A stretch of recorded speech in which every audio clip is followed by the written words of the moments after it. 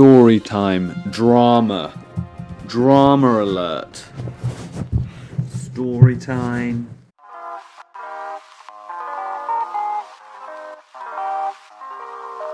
Drama.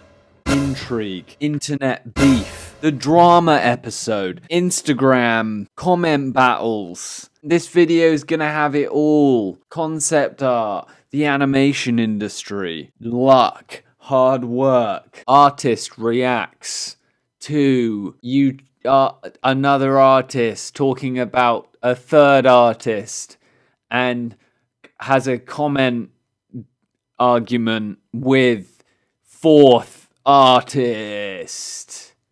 That's the title of the video right there. Hey, hi, greetings, hello.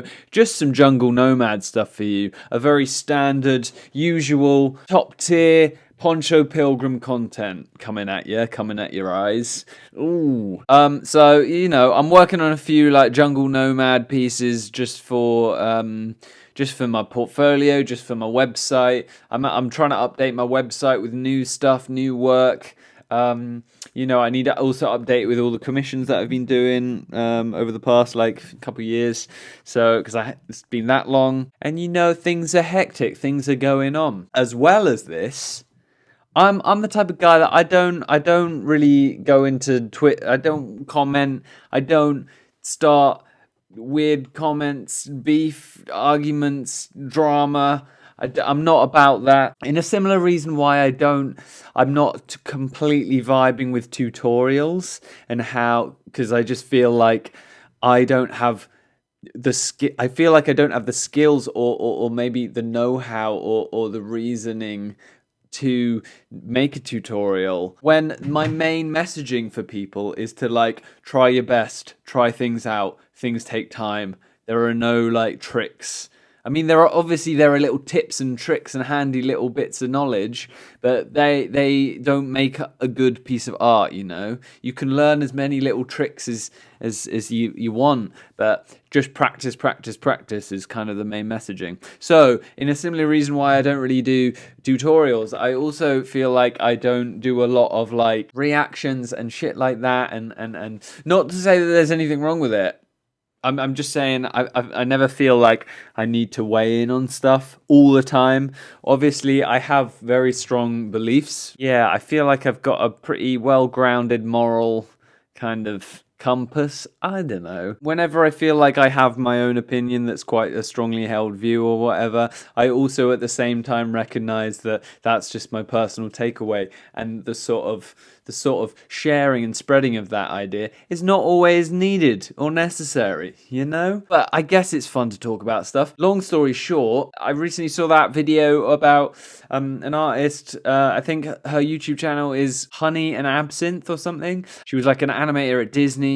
She left after like 3 or 4 years or something, and sort of posted a video that kind of blew up a bit. Just like how she didn't have a good time, she wasn't enjoying it, she felt like she was going nowhere, and how she sort of wanted to strike out on her own and start doing freelance stuff and like being an independent artist kind of thing. Sometimes you click on a video and you know what you're gonna think by the end of it. Do you know what I mean? Sometimes you go see a thing, your prediction, not always true, some things surprise you, some people surprise you. I like to think that every video of mine is a nice surprise. You never know what you're gonna get. Apple, is he gonna put a hat on? Halfway through the video, hat goes on. People are gonna be scrolling thinking, when did he put the hat on? Well, I've lost track of where I was at. I knew how I was gonna feel from a video, which basically is, I really empathize with her. I kind of agree with everything she was saying. It sucks that she experienced some bad experiences working in you know, in the industry, but it does come across as a bit of a like whining. You know, it's a bit whiny. The thing is, I know no one needs my hot take or whatever. The fact that it's whiny, I think, is important. In my experience, just being like an art student and then just being around artists, you do come across people that you think are maybe just a bit naive. Like, there's a tricky balance between striving towards your dream, being realistic, putting in hard work, not being overtly confident. You know that classic thing about maybe people who don't really know what they're talking about often have the strongest views, and then someone who knows more about the topic will be a bit more wary on the thing. That wasn't to say that I'm one of those people who knows loads, so is just wary. That's just my anxiety. That is to say that, you know, so often it seems to be the case that the loudest people, the people who are like saying they know shit and blah blah blah, do this, do that, and I'm gonna be an animator, I'm gonna do this, and then I'm gonna become a creative director and make my own show, I'm gonna go to Disney and do it. It's quite naive to think that like 4 years is enough time, 2, that you're good enough to do it, 3, that you deserve it, 4, that it's going to even happen, 5, that you're going to meet the right people. There's so many variables and so many things that go into just life and an art career that to sort of naively go into a job at Disney and just think, I'm following my dream, and then your life's going to be, the job's going to be perfect, is a bit... That was my main takeaway. But therefore, I thought it was a good video. So I empathized with her in her struggle because that's how I think about the industry. I think the industry is impossibly hard to get into. It's hard to get along with. You know, it's hard to get far in. But at the same time, I also thought it was really great for someone like her who maybe was a bit naive to express what she discovered. So maybe the people that are out there who are maybe a little bit naive too, who are like desperately like pinning everything they have on their career, pinning everything that they hold dear to themselves on the idea of becoming an artist or an animator or whatever, that you just need to sort of calm down, and like everyone's trying their best, everyone wants to go further, everyone is trying to, you know, make an art career. So for you to sort of, for someone to show you like how rough it is, I think is great. That brings us on to Ethan Becker. Ethan Becker is a YouTube slash artist slash animator slash whatever,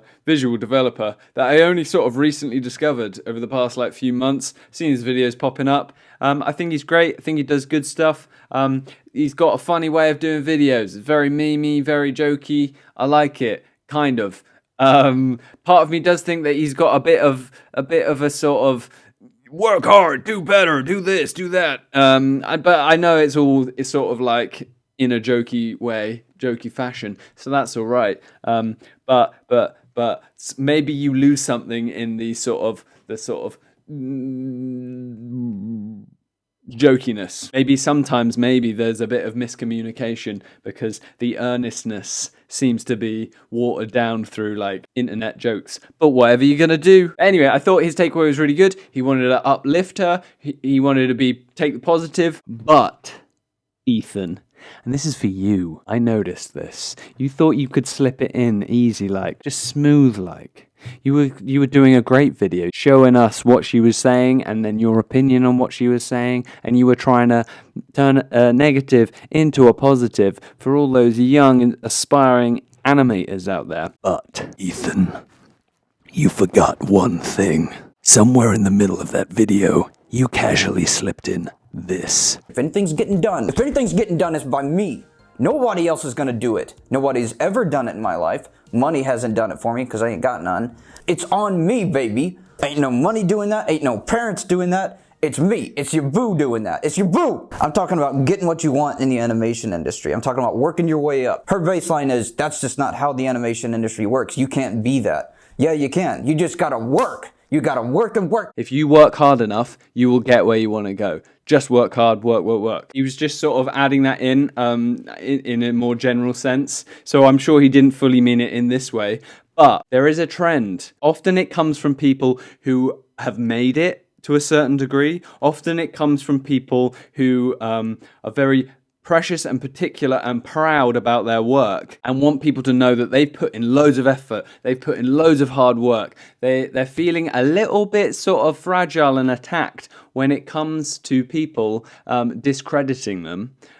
So their back is kind of raised a bit if you mention a very important little thing called luck. This is when I went to Instagram and I made a little comment which turned into a big comment and just mentioned his casual use of hard work is all you need. And I tried to put across the idea that yes, although hard work obviously needed to improve your skills and to become a better artist and to potentially get jobs, being good at your skill and becoming a great artist is not a one-to-one correlation with getting a job or becoming a full-time artist. There are so many people out there who are working tirelessly, putting so much effort into their work and improving, and they're not getting commissions. They're not getting callbacks. They're coming second place, yet through no fault of their own.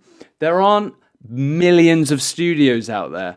Studios often require in-house artists. Some people can't move country for their job. Some people have got to work part-time while they fund it. They don't have the time to put into their artwork, and other people might have more opportunities. You could get two people of very comparable skill in art and they've put in equal amounts of hard work, they've put in equal amounts of effort into honing their skills, but one gets more callbacks, one gets chosen more. They might know someone in the industry, they might have better connections, they might be living in a better part of the world for the art career that they want to go down. A little possibly overlooked aspect to this whole idea of getting a job in the industry is that luck plays a huge part. That was what I was trying to get at. Check out the Twitter of Ben Nicholas. He recently actually tweeted in a strangely similar time about this idea of luck.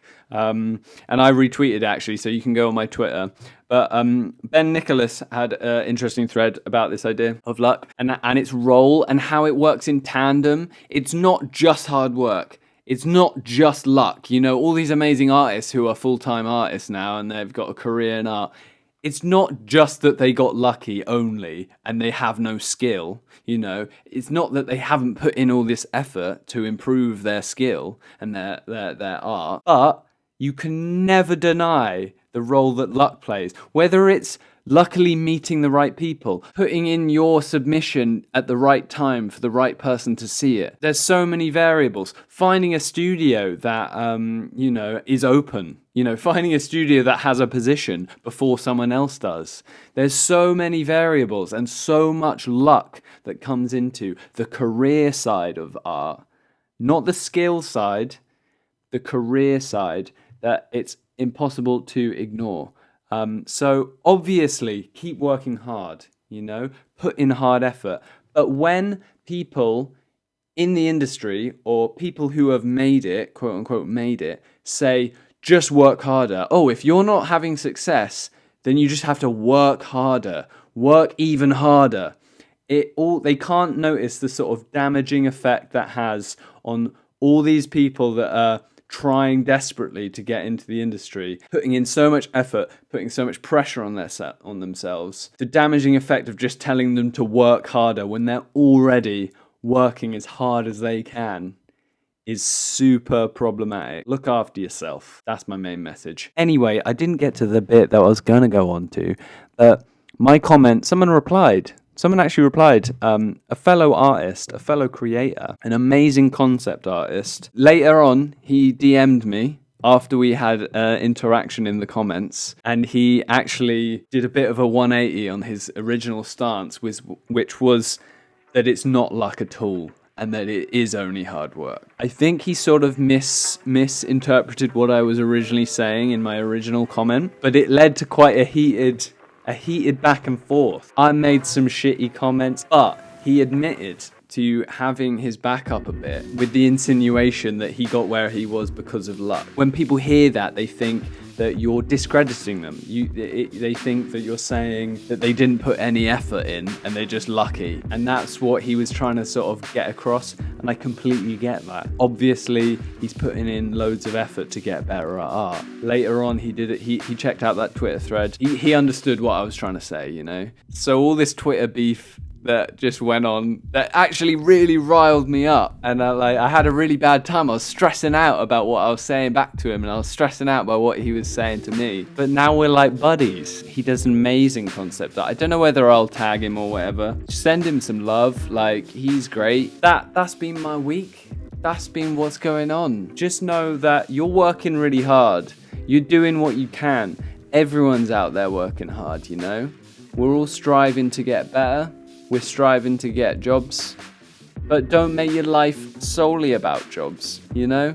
Don't turn your life into nothing but work. You're more than that. You're more important than that. You are the very fabric of the universe happening. Be like this jungle nomad here. Take the middle path. Take the middle course. Drift along on the waters of life. Don't let things get to you, because you will probably realize that the person that you're arguing with actually is just misunderstanding. Unless they're a full-on dick. Video done, over, beef. Ethan, I'm coming for you.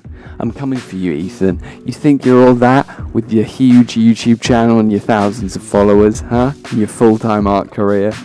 I'm coming for you.